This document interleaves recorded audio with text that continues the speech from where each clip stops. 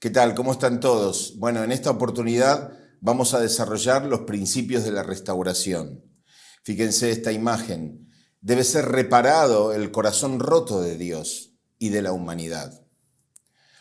Cuando hablamos de la restauración, primeramente tenemos que situarnos de que hay un ideal de la creación y este ideal que Dios propuso desde un inicio es eterno, absoluto e incambiable. Él lo va a sostener con el correr del tiempo. Sin embargo, este ideal no se concretó en un inicio y se produjo la caída. Por lo tanto, es requerible ir por un proceso de restauración, que también lo podemos llamar recreación, que en realidad es la aplicación de los principios de la creación en la historia. Esos principios que nosotros estudiamos en el inicio. Restaurar es recuperar el estatus o valor original perdido. Sanar es recuperar el estado de salud. Rescatar a alguien de un secuestro, por ejemplo, o salvar a alguien que se está ahogando. Fíjense, desde el punto de vista providencial en la historia humana, recuerdan las tres etapas: formación, crecimiento, perfeccionamiento. Adán y Eva deberían transitar estas tres etapas para llegar a la perfección y a la madurez. Sin embargo, en el techo del periodo de crecimiento se produce la caída y Adán y Eva quedan bajo el dominio de Satanás. A partir de ahí comienza un proceso de restauración. Y este proceso de restauración nos lleva a un punto de donde caímos. Es ahí donde nosotros nos vamos a encontrar con el Mesías, que en realidad vienen como los padres verdaderos, para conducirnos en el último tramo del proceso de la restauración. Fíjense lo que dice el principio divino acá. La historia humana refleja el esfuerzo conjunto entre Dios, el Mesías y la humanidad para alcanzar el valor o estado original para el que fuimos creados. Para ello, el Mesías debe eliminar el pecado original de los seres humanos, causado por la caída de nuestros primeros padres. Entonces, es inevitable que cuando nosotros alcancemos el punto de donde caímos, que es en la parte más alta del periodo de crecimiento, es ahí donde debe producirse este cambio de dirección, cambio de linaje para poder ir entonces en busca de la perfección.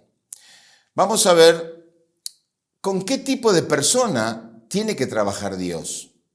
Y fíjense que las personas caídas, por un lado, tienen una mente original que lo conduce a Dios y a la bondad. Pero por otro lado, tienen una mente mala que lo conduce a Satanás y hacia la maldad. Esto hace que, según el principio, el ser humano quede en una posición intermedia. Dice, inmediatamente después de la caída, Adán y Eva no hicieron nada bueno ni malo, pero por poseer pecado original, se situaron en la posición intermedia. Así que Dios tiene que trabajar con personas en la posición intermedia. Ahora veamos cómo decidimos de qué lado estamos. Fíjense que esa persona en la posición intermedia sería esta gente caída, como menciona acá, debe tomar responsabilidad para poder cumplir la voluntad de Dios o para que la voluntad de Dios se manifieste en su vida. ¿Sí? Y si no cumple su parte de responsabilidad, entonces la voluntad de Satanás se manifiesta en su propia vida.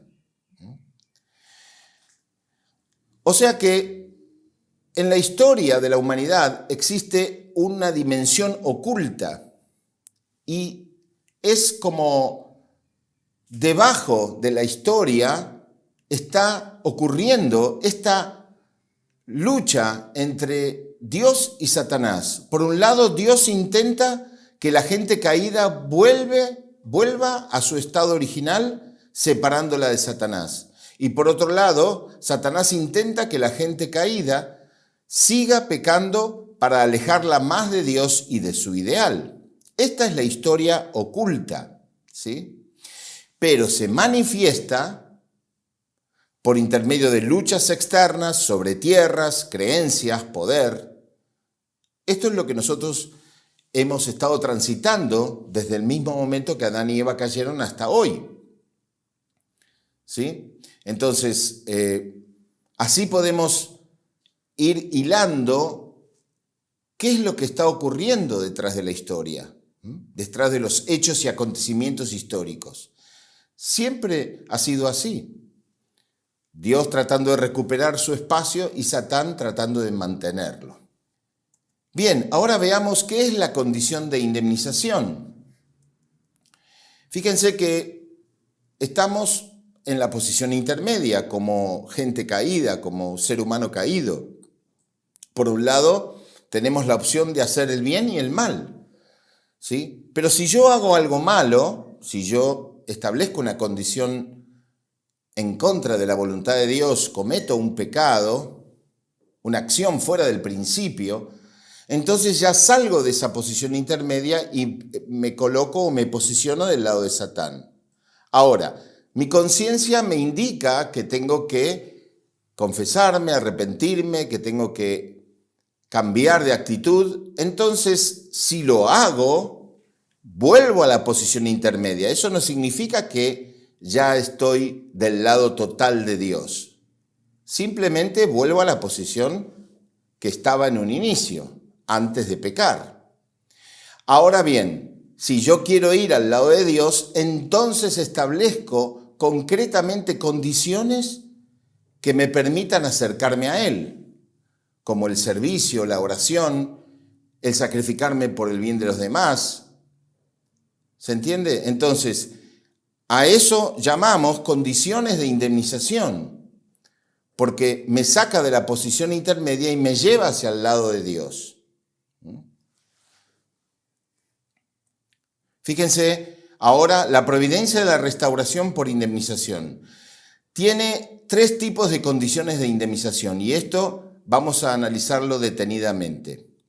La primera se llama de igual valor, que también podemos decir que es restitución o compensación. Por ejemplo, yo presto un dinero, una cantidad, vamos a poner $100 a una persona y combinamos que al cabo de una semana él me lo va a devolver y al cabo de una semana me lo devuelve. Es una condición de igual valor, se restituye, se compensa rápidamente o se compensa con el tiempo que se estipuló. En Éxodos 21, 23, 25 ejemplifica esto con la ley del talión.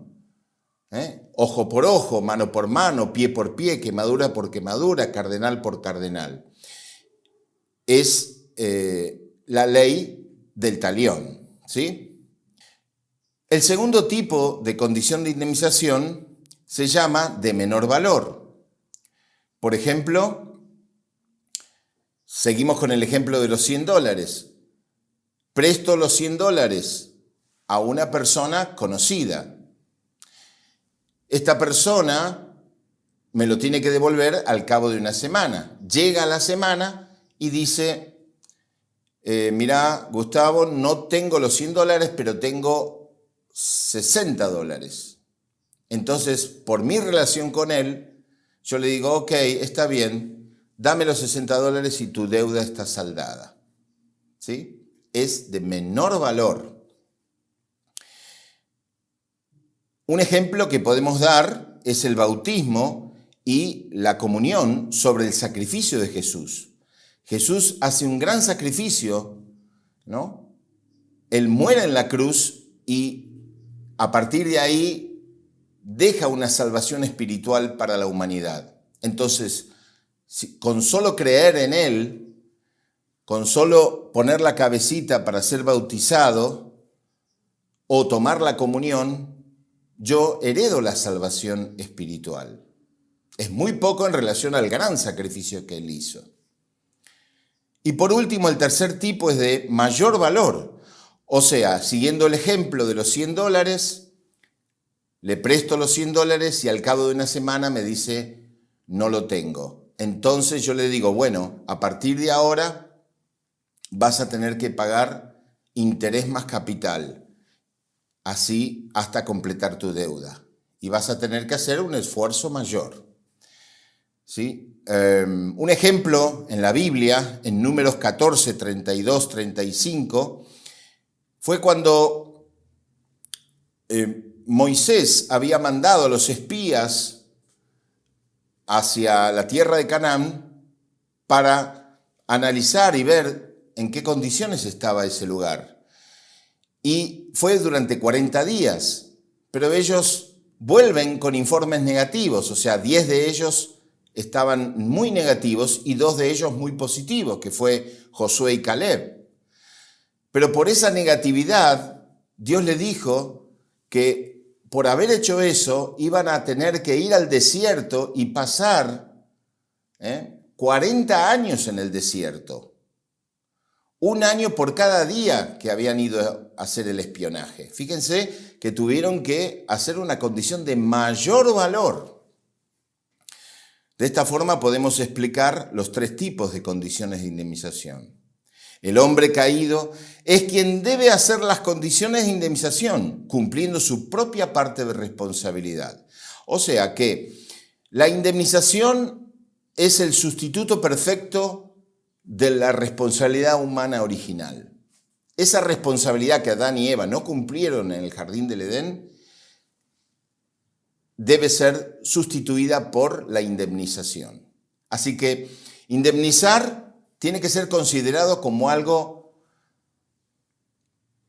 hermoso, si se quiere, porque es el camino para volver hacia Dios.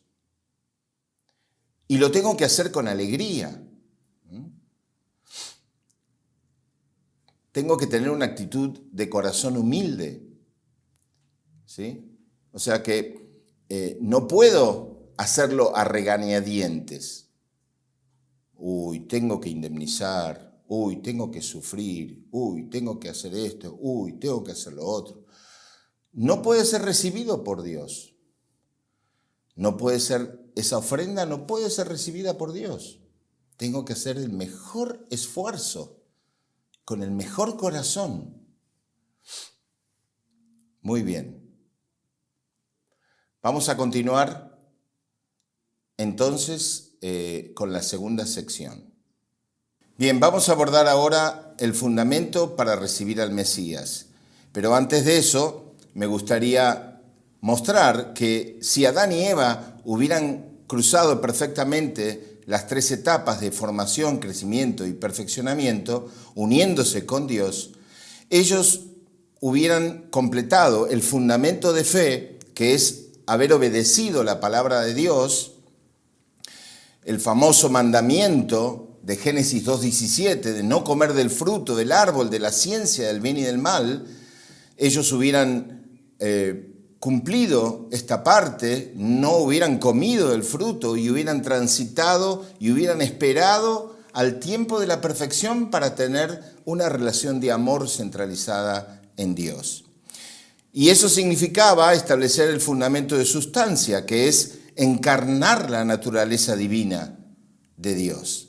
Así que durante estas 3 etapas ellos hubieran completado el fundamento de fe y el fundamento de sustancia, y ese hubiera sido el propósito de la creación. Bien, entonces vimos que lamentablemente Adán y Eva no pudieron realizar el fundamento de fe y sustancia desde el punto de vista original, entonces inevitablemente vamos por el establecimiento del fundamento de fe y el fundamento de sustancia, pero para recibir al Mesías, quien nos va a salvar. Adán y Eva llegan hasta el techo del periodo de crecimiento y entonces caen, y a partir de ahí, desde la caída, tienen que establecer su propio fundamento de fe. Y eso significa que, claro, después vamos a abordar la historia de la familia de Adán y Eva, con Caín y Abel, luego la familia de Noé, de Abraham, de Isaac, ¿sí? Y ahí vamos a poder ver quiénes estaban en la posición central. Pero como Adán y Eva habían fallado en su parte de responsabilidad y quedaron sirviendo a dos amos simultáneamente, entonces ellos ya no podían ocupar el rol de figura central. Pero Dios necesita una persona en la posición de figura central, ¿sí?, para poder establecer el fundamento de fe. Y también esta persona tiene que establecer la condición de creer en la palabra de Dios a través de hacer una ofrenda, a través de ofrecer algo, como en el caso de Noé, tuvo que ofrecer un arca, por ejemplo, y lo tiene que hacer a través de un periodo matemático de indemnización, un periodo de tiempo específico que está acorde con los principios de la creación. Bien, estas serían las condiciones que tiene que establecer para el fundamento de fe. Ahora bien, el fundamento de sustancia tiene que ver más con el otro. El fundamento de fe tiene que ver más entre nosotros y Dios, ¿sí?, vertical. Y el fundamento de sustancia tiene que ver más entre nosotros y los demás. Y fíjense que hay que establecer las condiciones para eliminar la naturaleza caída. Esa naturaleza caída que nosotros estudiamos, de no tomar el punto de vista de Dios, de abandonar la posición, invertir el dominio, multiplicar el mal, todo eso debe ser eliminado a partir de el amor y la unidad con el otro. Lograr una reconciliación y unidad entre hermano menor y hermano mayor. Bien, este sería el fundamento de sustancia, o sea, sustancialmente practicar la palabra. El fundamento de fe es creer y encarnar la palabra de Dios individualmente. Y el fundamento de sustancia es practicar la palabra con el otro.